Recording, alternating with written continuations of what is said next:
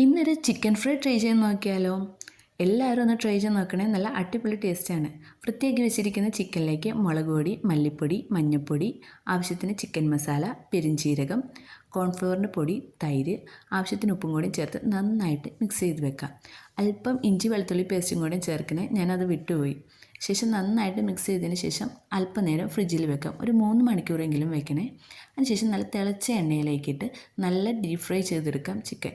അതിലേക്ക് വെളുത്തുള്ളി ചതച്ചതും വറ്റൽമുളകും അല്പം കറിവേപ്പിലയും കൂടെ ഇട്ട് വറുത്ത് കോരി കഴിഞ്ഞാൽ ഒരു പ്രത്യേക ടേസ്റ്റ് തന്നെയാണ് ചിക്കൻ ഫ്രൈക്ക്.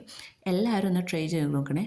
റംസാനിൽ സൈഡ് ഡിഷായിട്ട് ഈ ചിക്കൻ ഫ്രൈ എല്ലാവരും ഒന്ന് ചെയ്ത് നോക്കണേ. നല്ല അടിപൊളി ടേസ്റ്റാണ്.